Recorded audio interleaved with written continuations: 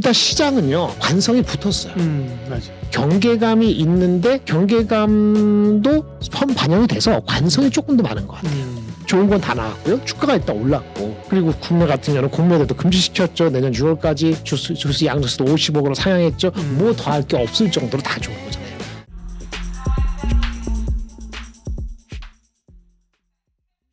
안녕하십니까, 예민수의 경제토크입니다. 이제 올 한 해가 다 가고 있는데요. 새해에는 또 어떻게 우리가 전략을 세워야 될지 유니스토리 자산운용 김장렬 본부장님 오셨습니다. 어서 오십시오. 네, 안녕하세요. 네, 그러게 올 한 해가 정말 다 갔네요, 그죠? 아, 그러게요. 네.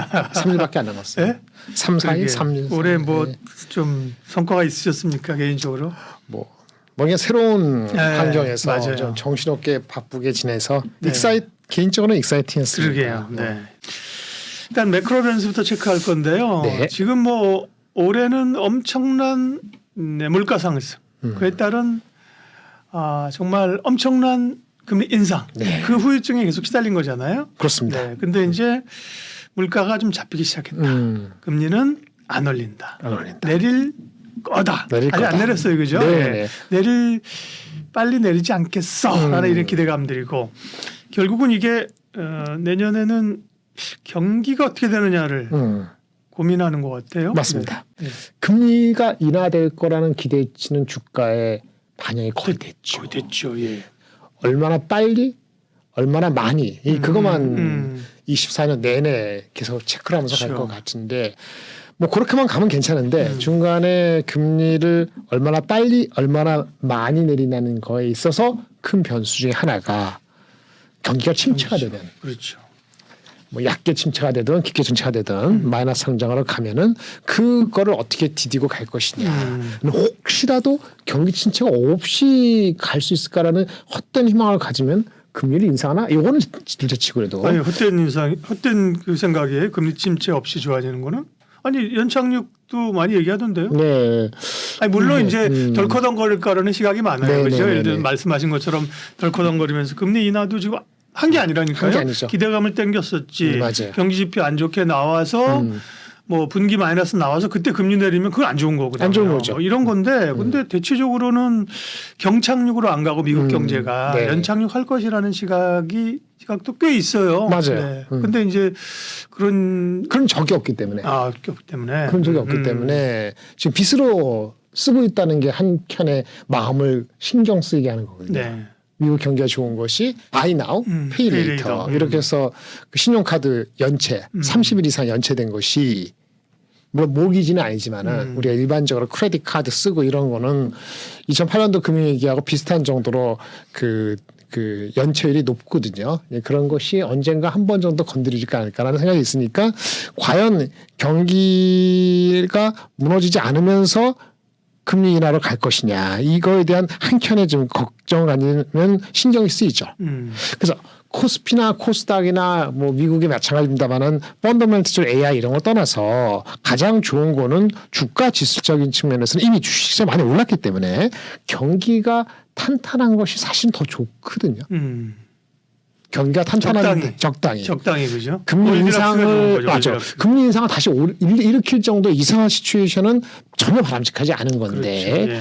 그래서 코스피가 과거에 어떻게 움직였나 보면은 역시 경기가 회복이 됐을 때가 좋았어요. 단순히 금리를 인하한다고 좋은 건 아니었고 금리를 인하하는 게 빠르냐 늦냐 3번이나 5번이냐는 거는 유동성을 좀 자극하는 거고 사람들의 어떤 동물적인 감각, 애니멀 스피릿을 자극하는 거기 때문에 그렇죠. 그런 거는 그게 발현되면은 코스피보다는 코스닥이 더 좋죠.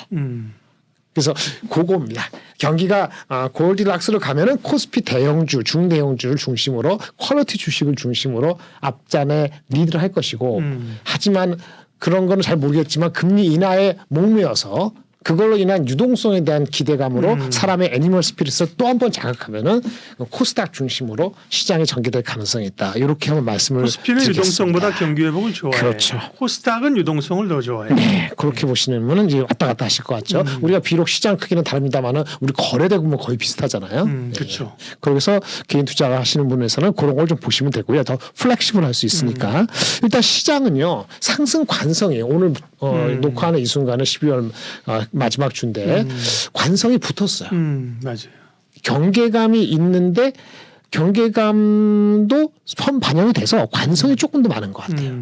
좋은 건 다 나왔고요. 주가가 일단 올랐고. 그리고 국내 같은 경우는 공매도도 금지시켰죠. 내년 6월까지 주스 양도세도 50억으로 상향했죠. 뭐 더 할 게 없을 정도로 다 좋은 거잖아요. 근데 다만 이렇게 좋으니까 심리가 약간의 탐욕의 영역에서 극단적인 탐욕 왔다 갔다 보니까 그렇죠. 이게 경계감인 거죠. 근데 이 경계감이 미국장보다는 한국장에 좀 더 있다 보니까 항상 미국보다는 덜 가는 좀 아쉬운 점이 있는 맞아요. 현황입니다. 뭐 이런 바탕에서 이제 24년을 전망해야 될 것 같은데 어떻게 박사님은 내년에 어떻게 보세요? 진짜 누구 말대로 S&P 500은 5,500 가고 5,500까지 얘기는 안 했습니다만 누가 그다음에 대한민국은 한 3,000 가고 이렇게 되는 건가요? 라고 봤을 때 퀘스천은 이제 아까 상승 탄력이 있다 하더라도 밸류에이션에 대한 의구심이나 반론이 나올 수 있어요. 이미 지금 말씀드린 순간 S&P 500은 4,700을 넘어서 4,800으로 가고 있잖아요. 근데 한 4,800 구분하면 PER 20배거든요. PER 20배라는 거는 그 빅 M7은 거의 30배 가는 거예요. 그래서 M7 30배 가고 시장 20배 가니까 오늘도 제가 다른 데서 방송을 봤습니다만 구글이 싸다고 느껴지는 거예요. PER 21배니까. 상대적으로 걔들 중에서. 사실은 좀 그러시게 한 거죠. 네. 어쨌든 간에 시장이 이제 과거 평균이 한 17배에서 18배 왔다 갔다 했기 때문에 분명히 평균보다 앞서서 가고 있는 건 분명한 거죠. 금리 인하를 3번, 4번 안 하면은 이거는 언제든지 5% 10%는 빠질 수 있다. 그렇기 때문에 바닥은 4,400, 4,200까지 열어놓는 것 같은데 지금 탄력을 봤을 때는 금리 인하를 안 한다는 가능성은 배제해 놓고 보면은 4,500 이하로 가기는 단기적으로 쉽지 않을 것 같은 생각이 듭니다. 그러면 결국은 다시 퀘스천이죠. 언제 금리 인하를 할 것이냐. CPI가 내려오고 PC가 내려오니까 하긴 할 것 같잖아요. 근데 1월, 2월 달에 넘버가 갖고 3월 달에 할 수 있냐. 12월, 1월까지 12월 1일, 아니, 3월 3월 금리 인하하면 쇼기라니까요. 경기가 그러면 안 좋다는 거죠. 그렇죠. 그러니까요. 뭔가 그때 다 드러나지 않더라도 그러니까요. 뭔가 나쁜 게 있다는 네. 거를 확증시켜주는 거기 네. 때문에 제일 좋은 거는 3, 4월쯤 이제 5월 달쯤. 내릴 거야라고 예고하고 네. 한 5, 6월쯤 내리는 게 맞습니다. 가장 베스트 시나리오죠. 네. 4월은 없기 때문에 3월하고 1, 3, 5거든요. 네. 네. 그래서 3월이 되면은 경기 침체 이유가 아니면 좋을 텐데 그렇지 않으면 곡전 대기 전에 한번 조정이 있겠죠. 5월이 되면은 그때 하나 뜨고 야금야금 기대감이 있고 경계가 있고 기대가 있고 공개가 있고 시속 게임을 하는데 그렇죠. 고점은 2분기, 3분기 사이로 정도로 미뤄지면서 가지 않을까. 근데 가다가 갑자기 어떤 종목이나 섹터는 너무 내러티브로 왔네. 넘버가 안 따라오네. 고금리가 아직도 금리를 안 내렸을 테니까 고금리에 있는 주식 섹터가 있을 거 아닙니까? 그렇죠. 그 섹터들은 한번 당하겠죠. 그것이 빨리 당하면 한 3, 4월 달에 한번 당할 수 있기 때문에 저는 개인적으로 봤을 때 금리를 인하를 결국 5월, 6월 한다면은 이익에 대한 반영은 2분기가 반영돼서 3분기에 나오는데 주가에 대한 반영은 2분기에 많이 반영이 될 것 같아서 지금 4,700 후반대의 S&P는 5,000 정도는 한번 뚫어보고 그러면 대한민국도 지금 2,600 왔다 갔다 하는데 2,700, 800까지는 한번 가보는 이런 흐름으로 상반기가 전개되지 않을까라고 보여지는 거죠. 내년에 그 시장 전망들은 대체로 상승이거든요. 내년에 맞습니다. 약세장이라고 보는 분은 없는데 네. 2분기가 가장 좀 우려스러운 변동성이 있을 걸로 지금 봐요. 네, 맞습니다. 본부장님처럼. 그래서 또 역발상으로 보면 2분기 다 그렇게 보니까 미리 1분기쯤 또 한번 흔들거나 2분기도 괜찮아. 좋아지네. 그런 인지감이 있을 때 또 흔들거나 그죠. 항상 시장은 뒤통수를 때리잖아요. 그죠. 그렇죠. 뒤통수를 때린다는 거를 생각을 하고 있어야 돼요. 그죠. 맞습니다. 네. 뒤통수는 맞으면 아프니까 네. 한켠에 생각을 해야 돼요. 네. 근데 지금 작년 3월 달에 올해 3월 달에 미국의 SVB 그 실리콘밸리 네, 사건 그다음에 우리나라 같은 경우도 그렇게 자꾸 이제 막으려고 하는 것들을 봤을 때는 선거도 있잖아요. 미국 선거도 7월 달에 11월 달에 있고 한국도 4월에 있죠. 4월 총선. 그러니까 이래저래 1분기에서 2분기 넘어갈 때까지는 약한 고리가 있어서 분명히 경계감이 있지만 그것이 드러날 정도로 어떤 정치적인 그렇게 루스하게 하지는 않을 것 같아요. 그 다음에 오히려 그래서 2분기, 3분기 들어갔을 때 결국은 못 버티고 터지는 것이 한 번도 있을지 모르겠지만 정책적으로 틀어막을 가능성이 있어서 염려는 되지만은 약한 고리가 여전히 그래도 퀄리티 주식을 잘 갖고 있으면은 그래도 플러스가 있을 수 있다라고 보여진다는 것이 말씀을 드리죠. 주식이라는 건 뭐예요? 그러니까 이제 뭐 실적이 실적이나 확정되고. 재무가 좀 되는 주식. 네, 네, 그러니까 이자 부담 없고. 네, 그렇죠. 네. 네. 사이클적으로는 내년뿐만 아니고 25년 성장까지도 한번 여유를 갖게 되면은 거기까지도 이렇게 넌지시 성장이 2년 연속될 수 있지 않아라는 생각을 가질 수 있는 거거든요. 기본적으로 그 캐시플로우가 좋은 기업들이에요. 그럼요. 네, 네. 그 사업군이 바뀌어서 새로운 사업을 엔진을 얹었어요.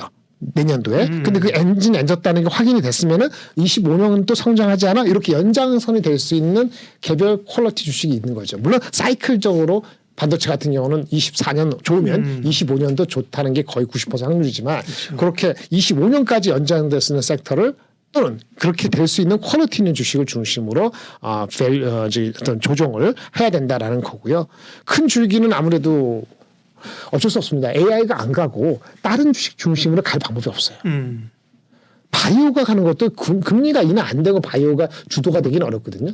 연초에 JP 모건 헬스 컨퍼런스가 분명히 이슈지만 이미 그것도 지금 말씀드린 순간에 한 75% 80%는 반영이 돼 있기 때문에 그리고 그거 지나고 나서는 한 4월 달에 이슈가 있으니까 2, 3월 달은 약간 소강이거든요. 그래서 큰 줄기 AI가 안 가고 반도체가 안 가고 장이 상승한다는 거는 상상하기가 쉽지 않다. 이렇게 말씀을 드릴 수 있겠고요. 만약에 금리가 내려가는 게 확실하면은 경기 민감주에서 자동차 같은 경우는 오히려 올해 내내는 23년도에는 계속 안 좋았잖아요. 그렇죠. 실적은 계속 올라가는데 주가는 계속 안 좋았는데 내년도에는 실적은 23년보다 안 내도 퀄리티가 있다고 보고 사람들이 버티면은 주가는 나쁘지 않을 수도 있다. 오히려 네. 역발상 이렇게 보여지는 거거든요. 네. 그래서 반도체, 바이오, 자동차를 섹터적으로는 저는 좀 더 우선적으로 투자 전략에 넣어야 되지 않을까라고 생각하고 있습니다. 앞서 뭐 내년 전망 어떻게 생각하냐고 물어보셨는데 뭐 네. 제가 전망을 갖는 사람은 아니지만 결국은 사실은 코스피는 안타깝지만 현실적인 게 박스피죠. 뭐 내년에 박스피죠. 우리가 뭐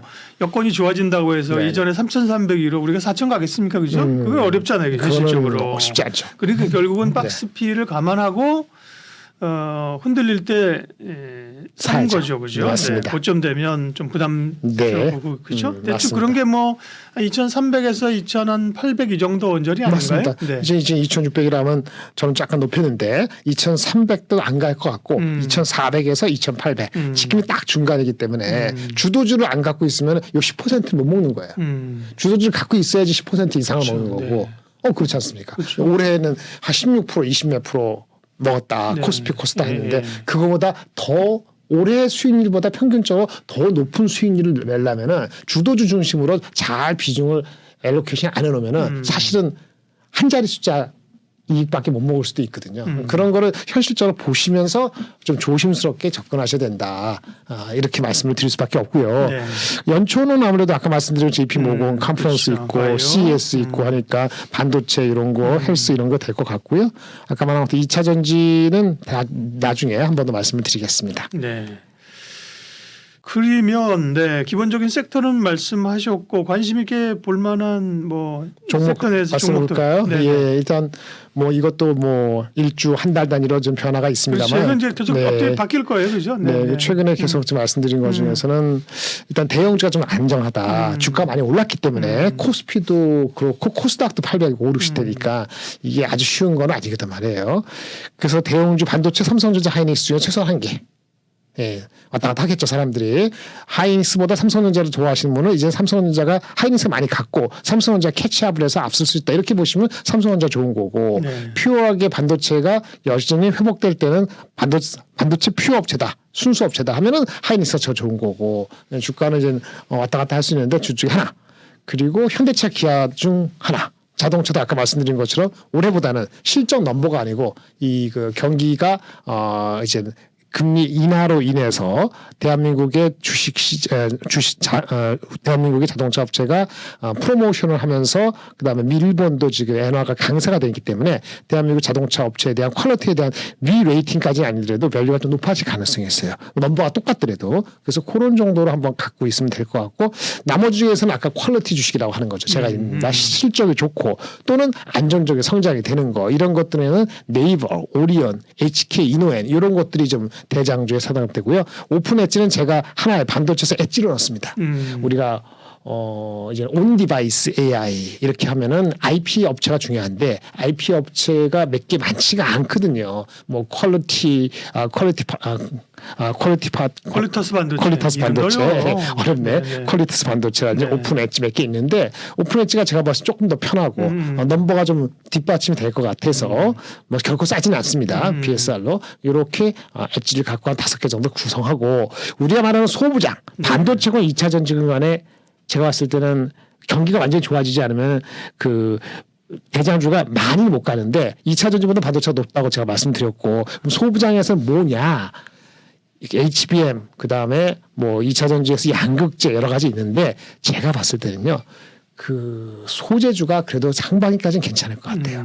HBM 관련되는 거는 삼성전자 하이닉스의 HBM3E라는 새로운 버전이 내년도 2, 4분기에 실제 장착이 되면서 내년도 볼륨이 확인될 때 한번 다시 갈 것 같아서 지금은 소부장재에서는 반도체는 소재주 한솔 케미칼 같은 것도 괜찮은데 소재주 동진쌤 이렇게 괜찮고요. 2차 전지에서도 CIS 같이 이거는 전극을 만들 때 하는 장비 업체죠. 네, 이거는 SDI하고 관련되는 건데 좀 무겁긴 합니다만은 그래도 좀 길게 보면은 이거는 진짜 3주 6주짜리가 아니고 한 6개월 9개월 보면은 이런 것도 괜찮다. 사실 동진도 6개월 9개월 가는 주식입니다. 저는 개인적으로 이런 걸 좋아하고요. 만약에 삼성전자 하이닉스가 돈을 많이 벌어서 진짜 투자를 본격적으로 합니다. 라고 하면은 우리가 삼성전자를 좋아하는 캐펙스 디스플린이라는 그 테마에서 벗어나는 건데 그렇게 되면 모든 장비주가만 날아가겠죠. 근데 그거는 캐시플로우가 좋아지는 거는 한 2분기가 돼야 되기 때문에 지금보다는 좀 있다가 보실 필요가 있다 이렇게 말씀을 드리고요. 마지막으로 진짜 장이 2,700에서 900 이런 식으로 가려면은 이 엣지라기보다는 약간 하이 리스크, 하이 리턴 후보들이 많이 뭐 시체말로 날뛰면 괜찮거든요. 근데 뭐가 있어야 날뛰죠. 그래서 미용에서 비올.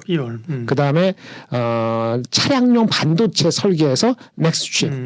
그다음에 이건 또 다른 건데 척추 관련되는 이거는 바이오거든요. LNK 이런 엣지 있는 종목들이 꼭 여기가 아니더라도 그런 종목들을 찾으셔야 돼요. 그런 종목들이 개인들은 전체 포트에서 30%는 있어야지 돈이 벌게 되는 거죠. 근데 이런 것도 철저히 조심하실 게 막 올라갈 때 3% 5% 올라갈 때 그때 사면 안 돼요. 3% 5% 빠질 때 사야 되거든요. 나눠서. 근데 일단 넥스트칩, 비올, LNK 바이오 이렇게 말씀을 드리고 위로 올라갈수록 안전적이고 밑으로 내려갈수록 리스크가 있다. 이렇게 보시면 좋을 것 같습니다. 지금 반도체 올 상반기는 2차 전지가 뭐 대장주였고요. 그렇죠. 네, 뭐 에코프로밖에 안 보였고 조정받으면서 계속 미련이 사람들을 가지고 있는데 하반기부터 계속 반도체 얘기를 사실 했어요. 많이 그죠? 했죠. 예. 사실 지금 포지션이 좀 있어야 되는데 지금 올라가는 거죠. 내년 이제 반도체 시장을 볼 텐데 업황이 워낙 좋아진다고 하고 업황 얘기도 하겠지만 대만 선거 얘기를 하시는데 대만 선거가 양안 관계 그다음에 미중 관계 말고 반도체에도 영향을 미칩니까? 네, 그럴 수도 있습니다. 그래요? 예. 이게 단기적인 건 아니고 예. 한 켠에 이런 게 있다는 걸 알고만 계시면 필요할 것 같아요. 대만 총통 선거가 내년도 24년도 네. 1월 13일이죠. 네. 있는데 이제 한 달도 안 남았습니다. 보름 남았는데요. 그 지금의 그 여당이 지금의 여당이 민진당인데 이 사람들은 미국 편이에요. 친미. 그다음에 그걸 뒤엎으려고 하는 게 친중 야당이죠. 근데 피카피카합니다. 민당. 네, 피카피카예요. 피카피카하다는 얘기는 누가 되냐에 따라서 중국의 입장에서는 좀 신경이 쓰일 수 있단 말이에요. 그런 관계에서 보시면 일단 중국을 자극시키지 않게 선거가 끝나는 게 옆 나라 입장에서는 좋거든. 우리죠. 그렇지 않습니까? 네. 이게 당연한 거잖아요. 친중이 되는 게 좋은데 그러면 야당이 돼야 되는 거죠. 근데 야당이 되는지 여당이 되느냐에 따라 갖고 얘네들이 반도체에 대한 입장이 어떻게 다른가 이런 것도 최근에 코멘트가 나와서 한번 가져온 거예요. 일단 뭐 여당이 야당인 간에 누가 되느냐는 건데 삐까삐까하다. 누가 될지 모른다는 겁니다. 최근에 이제 야당이 조금 올라와서 여당하고 삐까삐까해졌는데 그건 이런 겁니다. 우리도 마찬가지로 야당이 여당을 치려면 뭔가 국민의 가려운 것을 긁어줘야 되잖아요. 여기도 똑같습니다. 주택 사기 어렵고 그다음에 뭐 군대 가기 싫고 하다 보니까 청년을 지지해주는 그런 어떤 선거라든지 어떤 대책 같은 게 많이 나왔어요. 뭐 주택 구매할 때 뭐 혜택을 준다든지 군대를 저기 뭐 옛날에 뭐 엄청 가던 거를 1년 가던 거를 4개월을 줄인다든지 이런 걸 내세운 게 지금의 야당 국민당 후보가 이걸 내세우면서 지지율이 좀 차 있었는데 지금은 2~3% 포인트로 확 줄었다고 합니다. 그럼 중요한 건 이 두 여당과 야당 친미와 친중의 기본적인 반도체 여기서는 TSMC라는 반도체의 대명사인 이 중국 대만 업체 이 업체에 대해서 어떤 스탠스를 갖고 있나가 보면은 근데 제가 딱 보고 나서 대표님 저 박사님도 여쭤보고 싶은데 원래 친미 친중하고 스탠스가 약간 불일치해서 좀 헷갈리긴 합니다. 보세요. 네, 보고요. 네. 친미 성향은 미국하고 친한 거잖아요. 민진당. 그런데 이 사람들은 반도체를 더 적극적으로 유성하겠다. 여기까지 좋아. 근데 어떻게 적극적으로 유성하냐면은 TSMC 딴 데 가지 말고 대만 내에서 생산 기지를 확장해라. 아, 그게 본부장님 당연한 거죠. 맞아요? 그럼요. 친미 쪽은 미국의 정책인데 그건 미국 쪽의 정책에 반기를 들지 않고 같이 간다는 거지. 우리가 뭐 우리나라를 내주거나 우리나라 기지를 뺏자는 건 아니지. 일단은 자국 우선주의가 먼저니까 TSMC 좋은 그 기업 우리나라에 있어야지 왜 가느냐. 이게 당연한 거 아니에요? 그런데 친미는 바이든이 주창한 IRA는 네. 자기 나라로 오라는 거잖아요. 아, 그러니까 뭐 그거는 이제 기업 입장의 선택이고 그렇죠. 정당 입장에서는 당연히 좋은 기업을 뭐 네. 지키려고 하는 게 맞는 네. 것 같아요. 그래서 맞아요. 지금 그렇게 되면 이해가 되네요. 그렇죠. 네네. 그럼 친미 성향으로 해서 네. 그거 어떻든 간에 TSMC 자기 나라에서 확장한다는 거잖아요. 네. 그렇죠. 네. 반대로 그 친중파는 뭐냐? 너무 반도체만 하지 마. 반도체 말고 다른 사람도 유성하게 많어. 우리가 뒤지는 게 많어. 반도체 말고 다른 쪽에 계신 분들은 월급도 적고 힘들어. 우리로 따지면 삼성전자만 너무 키우지 마. 대기업만. 작은 기업도 키워. 뭐 이런 개념이 있는 이것도 해석해 거죠. 드릴게요, 제가. 그렇죠. 이거는 뭐냐면 그래서 대만은 네. TSMC 대만에 아닌 해외 가서 놀고 네. 국내는 다른 것 좀 할래 이렇게 나옵니다. 아니 지금 정권이랑 이렇게 미국하고 네. 반도체 사슬이 있으니까 그렇죠. 거기에 좀 척을 지면서 아니, 반도체만 있는 거 아니잖아. 대만하면 우리 중소기업 아니냐. 그렇죠. 제조업도 살아야지. 네네. 이런 균형 잡힌 그 정책을 그렇죠. 쓰자.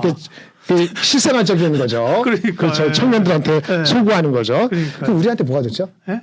우리한테 신중이 되게 좋죠. 우리한테는 왜냐하면 그 국내에서 반도체를 그렇지. 멸시한다는 건 아니지만은 초점을 국내의 반도체보다는 다른 걸 중심으로 한다는 얘기는 아무래도 지원이랄까. 그러니까 아무래도 대만도 우리도 마찬가지인데 미국 가서 뭐 땅 뭐 하고 하는 거 귀찮고 힘들거든요. 네. 코스트 많이 들고. 근데 당연히 모르겠어요. 이슈가 우리한테 생겼습니다. 좋은지 아닌지는 이게 그렇다고 예를 들면 뭐 민진당이 되면 중국하고의 긴장 관계가 있단 말이에요. 그렇죠. 그러면 이제 지정학적 우려 이런 게 있기 때문에 우리에게 좋을 건 없지만 그 뭐 국민당에 대해서 중국 쓴다고 해서 뭐 중국이 우리한테 뭐 떡 줄 것도 아니고 대만 선거는 기본적으로는 네네. 네. 그러니까 어떤 이 양안 관계 이런 거지 우리에게 뭐 어디가 좋냐 안 좋냐라고 얘기하기가 저한테 물어보신다면 네네. 개인적으로 뭐 별거 없을 것 같다. 얘기하기 어려울 것 같아요. 이거 어렵다. 네. 뭐 그럴 수 있을 것 같아요. 우리는 물론 이제 산업 측면에서 보는 거니까. 네, 그렇죠. 네. 제가 봤을 때는 만약에 TSMC를 막 옛날처럼 드라이브하는 게 조금 약해지면은 삼성한테 조금 룸이 생기지 않을까라는 제 약간의 희망이 섞이는 거라고 말씀드릴 수 있겠고요. 어쨌든 친중보다는 친중이 되는 것이 이것 측면 아니고 싸우지 않고 몇 년에도 가는 게 좋아요. 만약 친중이 아니고 친미가 되면은 계속 갈등이 긴장감이 있고 있겠죠, 그렇죠. 27년도 28년 돼가지고 진짜 또 한번 발작 일어나면 피곤하고 이거 지금은 장기적인 민진당이 좀 얘기죠. 앞서던데. 앞섭니다. 네. 앞서긴 앞섰는데 그 차이가 3%가 채 안 돼요. 많이 좁혀졌죠. 예, 그 좁혀진 게 아까 말씀드린 것처럼 정책의 소구가 돼서 국민당에 조금 좀 캐치업을 한 거거든요. 그래서 지켜봐야 될 것 같아요. 이 정도 말씀드리고. 대만 얘기 그 정도 하고 네. 선거 얘기 나온 길에 네. 사실은 뭐 선거가 많고 많죠. 그 중에서도 핵심적 오늘 요 주제는 우리가 선거 얘기는 아니에요. 반도체 네, 얘기인데 맞습니다. 나온 길에 잠깐만 하면 사실 뭐 글로벌리 선거가 많고 뭐 이런 것보다도 사실 미국이 어떻게 되느냐. 그렇죠. 이게 뭐 시장이나 혹은 뭐 가장 반도체나 중요하죠. 중국 산업에 어떤 영향을 미치냐 이게 가장 중요한 거 아닐까요? 맞습니다. 예. 근데 미국은 트럼프가 아니더라도 지금 뭐 그 여자분 그 네, 유엔 대사였던 분 헬리 예, 예. 이분이 된다 하더라도 그러기 쉽지 않은데 예. 어떻든 간에 대한민국에서 반도체는 건드리지 않아질 것 같아요. 지금 해놓은 동맹 관계를 더 강화를 하지 않을지라도 기존의 그 미국 중심으로 하는 데 있어서 반도체가 한국의 반도체가 하는 역할이 워낙 중요하기 때문에 한국을 좀 봐주는 거를 다시 끊어가지고 안 봐주고 일은 못할 것 같아요. 근데 문제는 2차 전지는 어떤 변화가 있을까? 촉각을 곤두설 수밖에 없어요. 이 정책 자체를 스크랩을 못 시키지만은 속도는 분명히 조절할 수 있거든요. 이제 그런 측면에서 그냥 바이든 하던 거 그냥 하는 것이 가장 편한데 그렇게 안 될 가능성이 높아져가지고 그것이 연초도 가장 큰 이슈라고 볼 수 있겠습니다. 불가능한데 저는 트럼프가 공화당의 후보가 안 될 것 같아요. 안 될 것 같아요. 그 선거 때문에 아니 저기 투표 때 저기 법원 때문에 법률적 때문에 그래서 다른 사람이 되고 그럼 바이든은 좋아할 거예요, 그죠? 좋아하죠. 그죠. 뭐 헤일리 전 유엔 대사가 오거나 이러면 사실 정치 초보잖아요, 그죠? 해볼 만한데 트럼프는 만만치 않거든요. 만만치 않죠. 이게 미국이란 나라가 어쨌든 그 지금 이 법률적으로 걸려 소송하는 게 많잖아요. 맞아요. 이런 걸 가지고 대통령 후보가 되지 못하는 것으로 가지 않을까. 사실 바람이야. 바람이죠. 속으로 바람인데 미국의 그 아무리 미국도 살기가 어렵고 그래도 최근에 움직임 보면 그죠. 그런 쪽으로 좀 결론이 나지 않을까 하는 바람과 기대감, 일말의 희망도 있어요 저는. 예, 희망을 가려보죠. 네네. 콜로라도는 그렇게 했는데 연방 법원에서 그걸 빨리 엑스큐션 할지 실행을 할지가 좀 퀘스천이기 때문에 희망대로 됐으면 좋겠습니다만 그 정책의 일관성이 있어야지 그나마 가는데. 네, 어쨌든 또 소수 의견이 맞으면 나중에 히트 치잖아. 맞아요. 저는 트럼프 공화당 기억하겠습니다. 안 된다 이거고. 반도체 얘기 계속하면 반도체 업황이 좋아지고 실적이 보면 엔비디아 뭐 좋고 그죠. 좋죠. 마이크론 실적도 잘 나왔죠. 잘 나왔죠. 전망도 좋고요. 전망도 좋은데 가격도 좋고요. 비수기 좋고요. 가이던스도 좋고요. 거기에 비하면 주가가 많이 안 가는 거예요, 사실. 그렇죠. 그래서 일단은 우리가 가장 큰 거는 반도체 하면은 매번 말씀드리지만 PC, 휴대폰, 데이터 센터의 세 가지인데 PC하고 휴대폰은 이미 돌았고요. 반도체 가격이 한 15% 20% 올랐거든요. 데이터 센터가 문제인데 데이터 센터도 내년도 상반기에는 시기적으로 이젠 다시 한번 투자를 해야 된다는 것이 마이크론도 그렇게 얘기하고 있고 다른 업계에서도 그렇게 얘기하고 있기 때문에 반영이 되면은 내년도 2분기에는 실제 반영돼 이렇게 보시면 될 것 같고요. 뭐 얘네들이 마이크론이 한 거 중에서 이런 얘기를 한 게 있어요. 사실은 발표하고 한국도 억제가 나왔어요.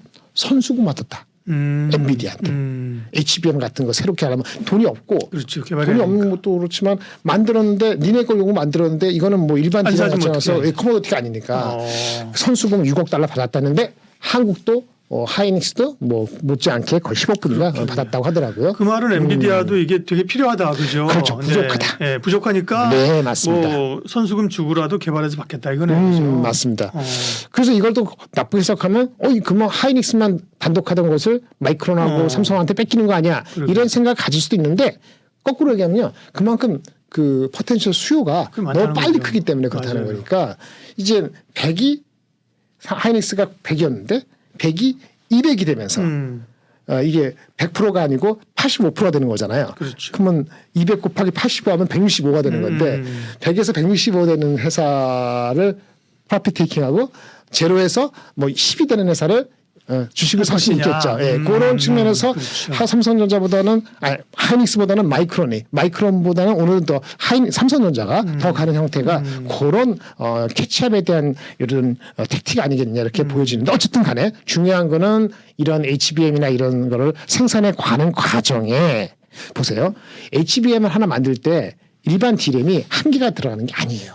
이게 같은 웨이퍼에서 칩의 개수가 뭐 300개다 500개다 하면은 일반 D램을 만들 때는 이래서 일반 D램 만들 때는 500개가 나오는데 이거를 HBM 쪽으로 하면은 여기서 이제 한 500개가 아니고 5 하면은 한 300개밖에 안 나오는 거야. 한 40%가 파라미터가 없어지는 거예요. 그러니까 어떻게 되죠? HBM을 똑같은 숫자를 만들려면은 더 많이 투입을 해야 되니까 이쪽에 전통적인 D램에 생산의 증가가 둔화될 수밖에 없어요. 그래서 그렇죠. 수급이 당분간 지속적으로 공급자 입장에서 컨트롤이 될 수밖에 없다. 이런 얘기를 계속 하는 거기 때문에 이것이 내년 1분기, 2분기까지 긍정적인 톤의 핵심이 되는 거죠. 그 사이에 재고도 많이 없어졌고 제가 봤을 때는 1분기, 2분기가 안 좋아지면 이상한 겁니다. 사실 좋아질 수밖에 없고 결국은 맨 마지막에 갔을 때는 결국에 가서는 누가 더 HBM이나 뭐 첨단 공정에 뭐 마진이 어떻고 코스트가 어쩌고 이런 얘기 나올 텐데 그 계산이 들어갈 때는 주가는 많이 갔을 거예요. 근데 그런 계산, 얘네가 코스트가 30인데 나는 25야 이런 계산이 나오는 거는 아마 내년도 3분기 정도가 될 가능성이 있기 때문에 주가는 그 전에 다 땡길 거다 이렇게 볼 수 있습니다. 한마디로 공급이 제한되고 가격은 상승하고 그 효과가 뚜렷하기 때문에 반도체를 오버웨이트 할 수밖에 없다라는 얘기를 할 수 있는 거고요. 인텔이 가느냐, AMD가 가느냐, 엔비디아가 가느냐, 뭐 마이크론이 가느냐에서 얻다가 얻는 그 레버리지 효과가 무엇이냐에 따라 다른데 PC가 가장 약했다는 측면에서 본다면은 온 디바이스 AI 이런 것까지 생각하면 인텔이 많이 오른 이유가 있는 거고요. 엔비디아는 미리 갔기 때문에 추가 가려니까 힘이 드는 거고. 이렇게 보시는 것이 맞겠고요. 그래서 하이닉스가 미리 갔기 때문에 아주 최근에는 삼성전자나 다른 주식에 좀 더 관심이 있는 것 같다고 말씀을 드릴 수 있습니다. 네. 반도체 관련해서 뭐 할 얘기가 많고 또 이제 시황 변화가 되겠죠. 실제로 이제 삼성전자 하이닉스는 적자가 계속 나고 있고 그죠? 네, 맞습니다. 하이닉스는 반도체니까 적자고 삼성도 전사적으로 흑자지만 사실은 반도체는 적자잖아요. 적자죠. 그죠? 이게 이제 4분기 얼마나 네네. 축소 내지는 그죠? 하이닉스는 흑자가 될 소지도 있어요. 네. 그 D램이 많이 올라갔으면 예. 안 되더라도 12월 달 지금은 아마 흑자가 됐을 것 같아요. 그러면 D램의 마진이 한 20% 중후반대 왔기 때문에 네. 낸드의 마진이 한 5, 60% 마진이 적더라도 매출의 비중이 D램이 많기 때문에 거의 비슷하거나 약간 흑자가 나올 수도 있다고 보여지고요. 네. 삼성은 흑자는 해 바뀌어서 이루어지지 그렇죠. 않을까라고 보여지는 거죠. 결론은 방향은 맞는데 속도하고 폭의 이슈가 남았다고 보시면 되고요. 물론 주가적인 측면에서는 이게 주가가 반영이 돼 있고 아까 말씀드린 것처럼 경기가 침체한 오면은 아무리 좋은 반도체라도 일시적인 주가 그렇죠. 조정은 네. 있을 수밖에 없거든요. 네. 근데 그렇다 하더라도 방향이 뚜렷하기 때문에 다른 섹터 대비했을 때 주가적인 퍼포먼스는 상대적으로는 아웃퍼폼할 가능성이 있다. 시장이 한 15% 올라갈 때 얘네가 5% 올라갈 가능성은 별로 없다. 시장이 마이너스 10% 되면은 얘네들은 그냥 똔똔할 수도 있다. 이런 식으로 이해를 해주시면은 아마 당분간은 예. 될 것 같다고 말씀드릴 수 있습니다. 그럼 반도체 투자 전략 좀 종합적으로 마무리해 주세요. 삼성전자, 하이닉스 둘 다 매력적입니다. 현대주가에서. 근데 이런 얘기가 있어요. 내년도에 24년도에 삼성전자가 뭐 33조 흑자다, 40조 흑자다, 하이닉스가 8조 흑자다, 9조 흑자다. 요 정도 가지고 하면요. ROE가 10%가 안 나와요. ROE가 10%안 나오기 때문에 아무리 외을 다른 식으로 계산하더라도 PBR이 1.5배, 1.6배 이상을 주기가 상 어렵습니다. 1.5배, 1.6배가 잘 안 나오거든요. 그걸 줘야지 9만 원, 17만 원 이상이 나온단 말이에요. 그렇게 안 주면은 업사이드가 지금에서 별로 많지가 않은 거잖아요. 그래서 그게 단기적으로 또는 향후 내년 4월 달까지 가는 데 있어 갖고 밸류에이션의 악유가 될 수 있는데 그걸 어떻게 해석되느냐?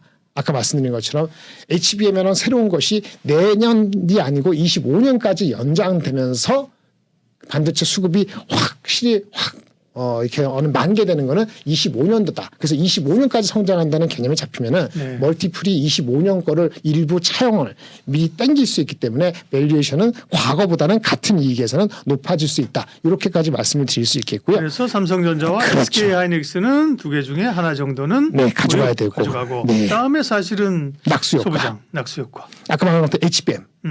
뭐 한미반도체, 뭐 HPSP, 뭐 이제 이오테크닉스 많잖아요. 네. 뉴스페이터 많은데 상당 부분 반영됐기 때문에 종목 수를 많이 가지고 가시는 게 아닌 것 같아.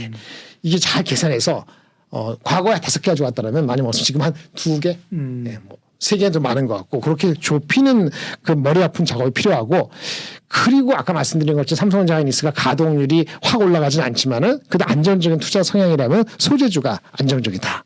근데 소재주가 업사이드가 한 15% 이상 있지는 않아요 현재로서. 이것도 24년도 이익 추정을 상향하든지 그 이후 거로 봐야 되기 때문에 그렇지 않으면 HBM이건 소재주 간에 업사이드는 한 15% 정도 있다고 보시면 됩니다. 그렇기 때문에 삼성전자 하이닉스보다 업사이드가 높다고 할 수는 없기 때문에 지금은 대등하다고 보실 수 있겠고요. 이러다 보니까 급하잖아요.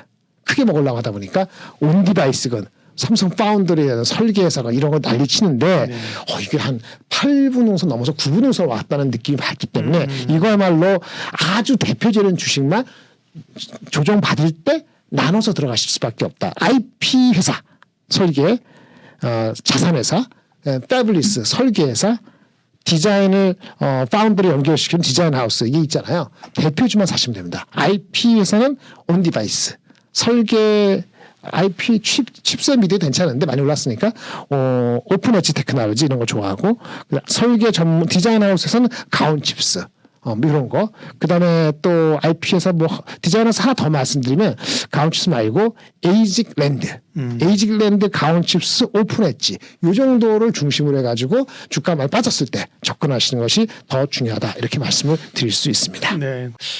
반도체 쪽은 뭐 저희가 앞서도 얘기했고 계속 얘기했는데 좋은데 계속 스터디를 해야 되고 계속 범위가 전문화해서 들어가니까 그 반도체 좋아 AI 그래 그러면 HBM이 많이 필요해. HBM이 뭐야 이걸 쌓아 올리는 거면 뭐 길이 넓어지는 거고 위아래로 구멍을 뚫고 뭐 이래가지고 좀 알만해졌어. 그랬더니 엉뚱하게 막 튀어나오죠. 뭐 온 디바이스야 이제는 그래 온 디바이스 때 열심히 하다 보니까 됐고 CXL이야 뭐야 이거 어떻게 봐야 돼? 근데 갑자기 또 IP 회사 나오니까 IP하고 디자인 하우스 들은 것 같은데 헷갈리고 그렇죠. 이게 참 어렵습니다. 저는 이제 뭐 전공이라고 하던 게 이게 주도다 보니까 나오면 그때마다 한 2, 3일 늦지 않게 들여다보죠. 근데 저도 이제 개념을 제대로 못 잡은 게 있으면은 한 일주일 걸릴 때도 있거든요. 그러니까 투자가도 왜 안 그러겠어요. 그러니까 제대로 알고 투자하지 못하는 것이 아주 창피한 건 아닙니다. 그렇군요. 네, 그래도 한번 개념을 잡아드릴게요. 알겠습니다. 이 반도체 소부장제 수혜주다 낙수 효과를 하면은 일단 반도체가 어떻게 되는가를 말씀드려야 되잖아요. 한마디로 반도체는 지금은 근데 칩이 미세화되고 있어요. 근데 미세화되고 있는데 미세화된다는 거는 반도체가 점점 설계하기가 어려워지는 거거든요. 그렇죠. 그러니까 반도체를 설계하는 거 삼성전자, 하이닉스, 도시바는 다 자기네가 설계도 하고 생산도 다 하지만은 설계만 하는 회사도 있고 파운드만 하는 회사도 있는데 그렇죠. 설계할 때도 설계할 때 요거 안에 들어가는 여러 가지 그 기능 블록이 있거든요. 어떤 기능별로 블록이 있어요. 요런 기능 A, 요런 기능 B, 요런 하나의 칩을 만들 때 설계하는 블록 펑셔널 블록이 한 50개 이상 들어가요. 그 펑셔널 블록이 IP예요. 그러니까 설계 하나 칩을 만들 때 거기 기능적인 블록 단위가 있는데 그것이 50개, 100개가 있는데 그것이 IP인데 그럼 50개, 100개의 IP를 다 자기네가 손수 다 개발을 해서 설계하느냐? 그렇지 않다는 거예요. 그렇겠죠. 과거에 단순한 게 아니라 못하겠죠. 못하겠지. 네네. 그래서 IP 전문 회사가 따로 있는 거예요. 그렇죠?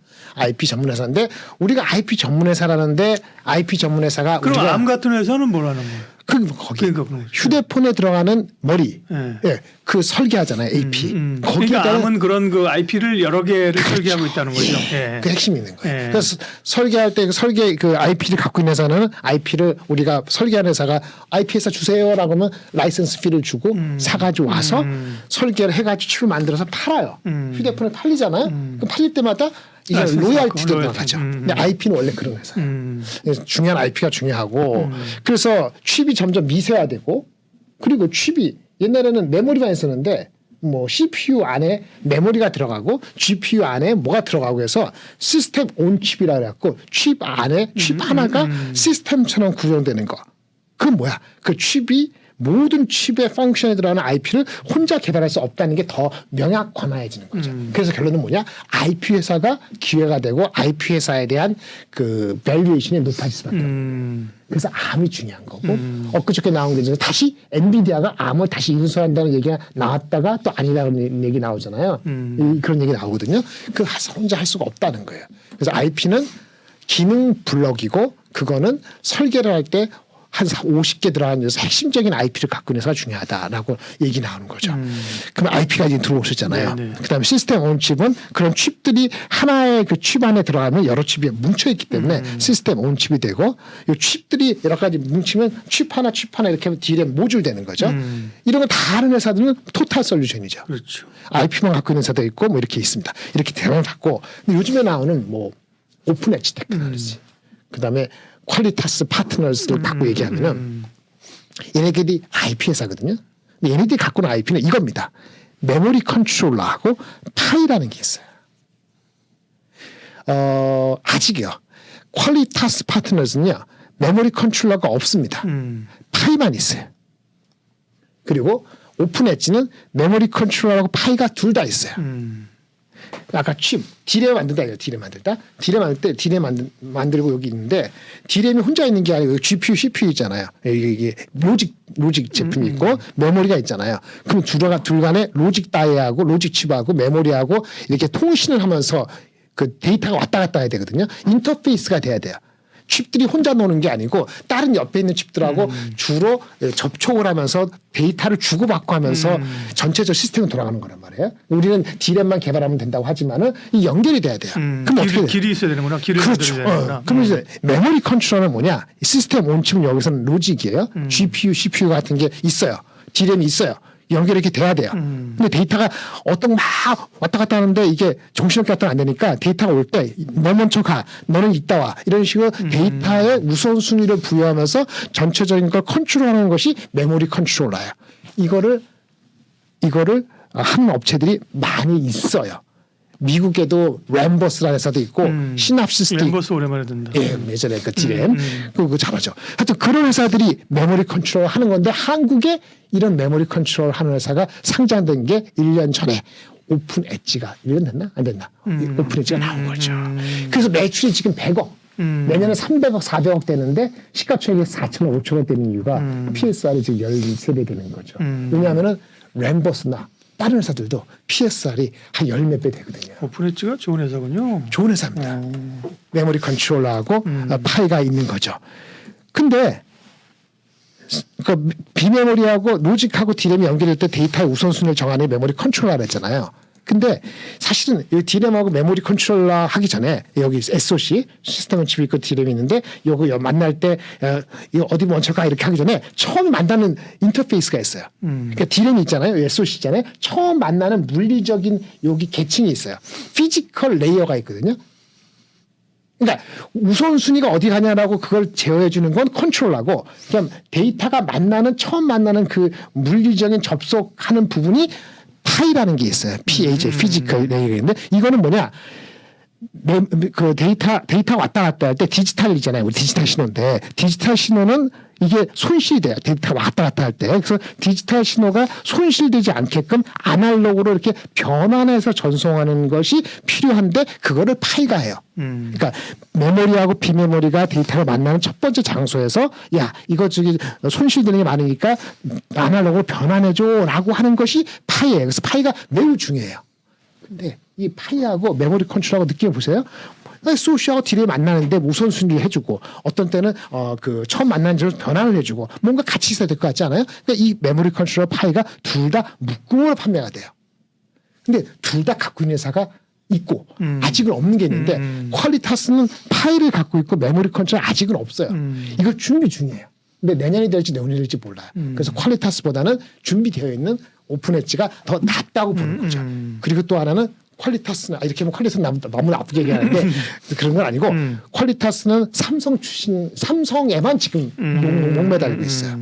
그런데 오픈 엣지는 삼성과 TSMC에 둘 다 지금 접촉하고 있고 매출이 나기 시작했어요. 그러니까 삼성 파운드리, TSMC 둘 다 들어가고 있고 메모리 컨트롤러 파이가 묶음으로 판매돼야 되는데 둘 다 갖고 있고 그러니까 조금 더 유리하다고 볼 수 있는 거죠. 이렇게 여기 우리가 갖고 있는 오픈 엣지하고 퀄리타스하고 차이입니다. 이런 것들이 IP 중에 대표적인 IP가 되는 거고 우리가 얘기하는 뒤에 그 CXL이잖아요. 네. CX하면 CXL 디램이 있죠.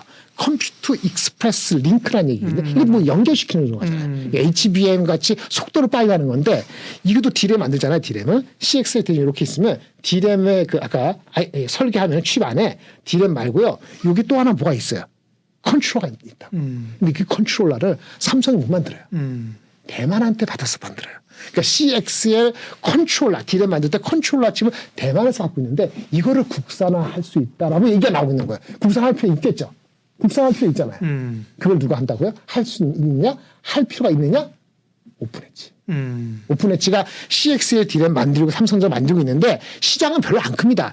2028년 돼봤자 전체 시장이 10% 될까 말까요. 5년 뒤에 10% 될까 말까 한 시장인데 어쨌든 CXL D램 만들 때 약간 CXL 메모리 컨트롤러를 오픈 엣지가 테크놀로지는 갖고 있다. 그러니까 삼성전자하고 국산한다면 오픈 엣지 만나지 않겠냐. 그 기회가 있을 거다. 근데 이거를 장담 못해요. 아까 뭐라 그랬죠? 누가 있죠? 램버스도 있을 수 있죠. 램버스는 이제 국내잖아요. 그러니까 램버스 모르겠지만 신납시스도 있고요. 기존에 대만에 하고 있는 회사 있잖아요. 걔네가 얼마나 뺏길지도 모르잖아요. 그런 걸 실적을 계산해 보면은 이게 지금 매출이 300억짜리인데 이걸로 인해서 매출이 300억 더 되느냐 이거는 잘 모르겠거든요. 그러니까 주가가 좀 오픈 엣지라도 앞서간 면이 있는데 그래도 개념은 말이 되거든요. 개념은 말이 되니까 PSR가 10배 갈까 15배 가고 이렇게 가는 건데 제가 봤을 때는 장이 아무리 좋아도 20배 이상은 못 가요. 왜냐하면은 시스코나 아까 암이 대표적인 IP 넘버원이잖아요. 걔네들도 PSR에 20배 갈 때 힘들어서 했기 때문에 대한민국 회사가 15배 넘어서 20배 하는 걸 조금 오바다. 근데 아직 20배는 안 갔어요. PSR로. 그래서 되는데 퀄리타스는 얼마 전에 15배 간 것 같아요. 오픈 엣지는 10배 초반 간 것 같고. 이런 거를 이제 접근을 그렇게 꼭 하는 된다는 건 아니지만은 그런 개념인데 뭐가 갖고 있느냐, 둘 다 갖고 있느냐, 안 갖고 있느냐, 삼성 파운드리냐, TSMC만 가느냐, 삼성만 가느냐, 이런 걸 같이 보실 필요가 있다. 이거 꼭 말씀을 드릴 수 있겠고요. 마지막으로 이거 말씀드릴게요. 라이선스, 로열티 말씀드렸죠. 그렇죠? 어느 게 더 중요할 것 같아요. 처음에 한꺼번에 받는 라이선스가 중요할 것 같아요. 나중에 칩 팔릴 때마다 하는 로열티가 맞는 게 중요해요. 팔릴 때보다 뭐 하는 게 중요하지. 그렇지. 누가 그런 거 같지? 우리나라 칩셋 미디어. 로열티 구조가 많은 거. 암. 얘네는 얘네들이 IP가 소프트 IP예요. 이게 느낌만 드세요. 데이터 형태로 구현한 거예요. 그러니까 파운더리 누구한테 내가 파운더리만 삼성을 주고 하이닉스 TSMC 주고 파운드를 어떻게 하냐에 따라서 이 IP를 바꾸고 이럴 필요가 없어요. 하나의 데이터를 구현하기 쉽지가 않겠죠. 그런데 그래서 암하고 칩셋 미디어가 각광을 받는 거고 한번 해놓으면 계속 팔리는 거예요. 근데 아까 오픈 엣지하고 뭐라 그랬죠? 퀄리타스 있잖아요. 로열티 매치 지금 없습니다. 다 라이선스예요. 하드 IP, 인터페이스예요. 그러니까 삼성한테 줄 때랑 파운드리 줄 때마다 별도로 설계해야 돼요. 무슨 말인지 아시겠죠? 퀄리타스하고 이제 아까 그런데 제가 오픈 엣지 안 포함됐죠. 오픈 엣지는 라이선스만 지금 나가고 있는데 오픈 엣지는 로열티로 갈 수 있는 가능성이 있어요. 근데 퀄리타스 파트너스는 라이선스이고 로열티로 갈 가능성은 당분간에 요원해요. 그래서 칩셋 미디어, 암스, 오픈 엣지, 퀄리타스 이런 순으로 퀄리티 레벨이 다르다. 라는 말씀을 드릴 수 있겠고 우리 디자인 하우스 말씀드렸잖아요. 가온 칩스라든지 에이지 글랜드 이런 회사들은 그다음에 아까 소프트 IP, 로열티 이런 것들은 한마디로 많이 팔리면 되잖아요. 한마디로 Q가 중요해요. Q인데 삼성하고 TSMC에 누가 Q가 많죠? TSMC 아닌가요? 훨씬 많죠. 그렇죠. 예. 그러니까 만약에 매출이 당장에 나오면 삼성이 너무 메인인 것보다는 당장에는 TSMC한테 이걸 받는 게 중요하거든요. 그러면 Q가 늘어나고 Q가 늘어나는 건 로열티 늘어나는 거고 로열티 늘어나는 건 소프트 IP나 디자인 하우스가 더 중요하기 때문에 그래서 우리가 디자인 하우스에서 몇 개 없는 가온칩스하고 에이지랜드가 좀 많이 간 거죠. 가온칩스는 제가 봤을 때는 너무 많이 간 것 같고 에이지랜드는 조금 더 룸이 있어 보인다. 이렇게 개인적인 말씀을 드리겠습니다. 반도체 얘기 들으면서 일정 부분은 알 것 같고 또 일정 부분은 또 모르고 그 말씀은 저도 사실 이해를 100% 못하니까 괜찮습니다. 들으시는 분들도 스트레스 받지 말라는 얘기입니다. 그럼요. 그러니까요. 알기 쉽게 이렇게 세 마디로 하는 온 디바이스에 그러니까요. 그리고 이제 어쨌든 스타디를 해갖고 머릿속에 이게 딱 체계가 정리가 돼야 돼요, 그죠? 그래야 이제 무슨 기업이 나오면 거기다 끼워 맞추면 되는 거니까. 내려갈 때 살 수 있죠. 그러니까요. 반도체 디테일한 부분들, AI 반도체 디테일한 부분들 얘기했고요. 그러니까 예고를 했으니까 끝내야 되는데 예고를 했으니까 2차 전지 얘기 그죠? 2차 전지도 올해 엄청난 상승. 사실 항상 주가는 오버슈팅, 언저슈팅 하는 거예요. 항상 그죠? 120만 원 잡았어도 100만 원의 손절을 했으면 괜찮아요. 120만 원 잡을 수도 있잖아요. 그렇죠. 투자 제품만. 근데 90만 원 손질 못하는 게 이슈인 것 같아요. 그러니까요. 네. 그래서 어쨌든 2차 전지는 엄청난 화려한 상승, 그에 비해서 상당한 주가 조정, 가격 조정, 그리고 지금 이제 기간 조정이에요. 그죠? 그러면 내년 전체적으로 2차 전지는 어떻게 봐야 되느냐? 분기별로 또 그죠? 전략. 그렇죠. 우리가 2차 전지가 하면 어디 쓰는 전기차에 쓰는 거잖아요. 전기차가 잘 팔리다. ESS.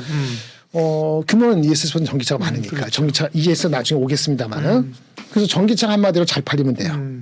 잘 팔릴 걸 예상했는데 성장률이 40% 30% 하다가 뭐 32% 28% 이렇게 되니까 그거 미스 나는 거. 그러니까 좀 비싸요. 이제 잘 팔리려면 그렇죠. 비싸죠. 확 팔리는 구간으로 가려면 맞아요. 차 가격이 내려가야 돼요. 그러니까 판매 성적이 높아지려면 어떻게 되죠? 가격이 내려가야 되잖아요. 맞아요. 가격이 내려가려니까 그 코스트가 내려가야 되고 그 핵심적인 배터리고 배터리의 양극재고 뭐고 다 그렇죠. 영향을 받는 거죠. 가장 큰 것이 덩치가 큰 게 양극재니까 양극재 주가가 영향을 받는 거고 마침 리튬 광물 가격도 상승하니까 이게 이슈가 상승해야 되는데 내려가니까 이슈가 되는 거죠. 그래서 전기차 판매가 늘어나고 광물 가격이 상승하고 이런 게 다 포함되려면 분기 실적에 반영이 돼야 되는데 분기 실적이 3분기 안 좋았고 4분기도 4분기도 별로일 안 거고 좋았죠. 1분기 글쎄 그러면 사실은 좋아지는 게 내년의 업황에 따라 다르겠지만 개선이 된다고 알고 있을 경우 빨라야 2분기겠는데 그죠? 2분기 3분기 그러면 이 겨울은 지나가지 않을까. 선반영된다면 1분기 2분기 그렇죠.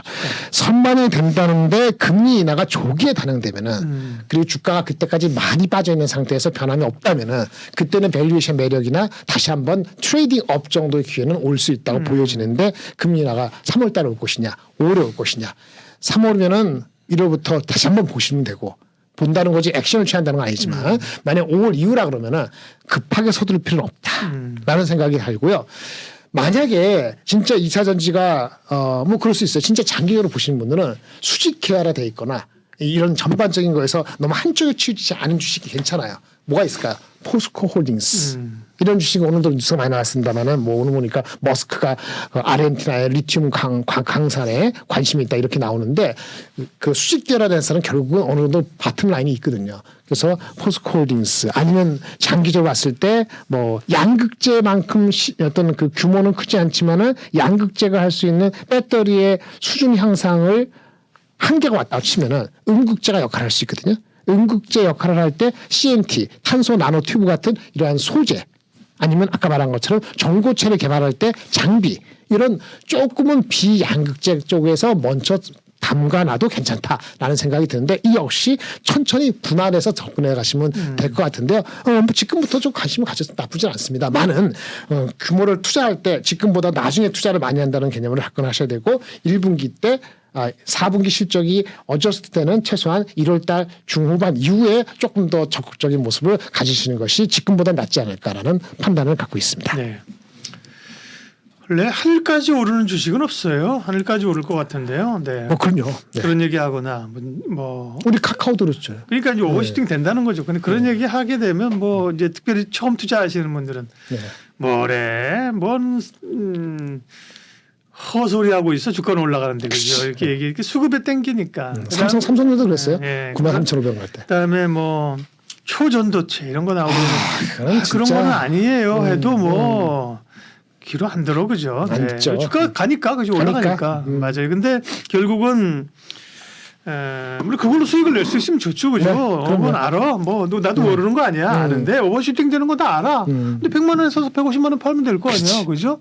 초전조태 그거 나중에 아닌 걸로 나와도 주가 올라가는데 난 수익 낼 수 있어. 그러면 뭐 괜찮은데, 그죠? 그렇죠. 네, 그럼요. 근데 그걸 알고 해야지. 알고 해야죠. 알고 모르고 이제 이런 얘기하면 콧등으로 듣다가 나중에 결국은 시간이 지나면 사실은 그죠? 아무것도 아니죠. 그게 주가는 고향으로 돌아오잖아요. 그죠? 돌아오죠. 이런 걸 이제 감안하면서 내년에는 그런 것도 좀 반영하면서 적절히 좀 벌어보자고요 내년에. 올해보단 좋겠죠. 조금은 순탄하게 갔으면 좋겠습니다. 그러게요. 네. 난리 뽀개는 거 없이 덜하게. 유니스토리 자산운용 김장열 본부장님 함께했고요. 올해 녹화는 마지막일 것 같고 또 새해 또 우리가 그죠? 네. 다들 새해 복 많이 받으시고 벌어보자고요. 네. 김장열 본부장님 고맙습니다. 네, 감사합니다. 상담 약속 홈쇼핑 DB로 당당하게 활동할 설계사 및 관리자를 모집합니다. 오늘은 어디로 가지? 오늘은 누구에게 가지? 오라는 것도 갈 곳도 없는 고민. 인포벨 보험사업단이 해결해드립니다. 지인 영업, 연구 영업, 개척 영업, NO! 상담 약속 홈쇼핑 DB로 당당하게 활동할 설계사 및 관리자를 모집합니다. 지금 바로 전화하세요. 상담 약속 홈쇼핑 DB로 당당하게 활동할 설계사 및 관리자를 모집합니다. 오늘은 어디로 가지? 오늘은 누구에게 가지? 오라는 곳도 갈 곳도 없는 고민. 인포벨 보험사업단이 해결해드립니다. 지인 영업, 연구 영업, 개척 영업, NO! 상담 약속 홈쇼핑 DB로 당당하게 활동할 설계사 및 관리자를 모집합니다. 지금 바로 전화하세요.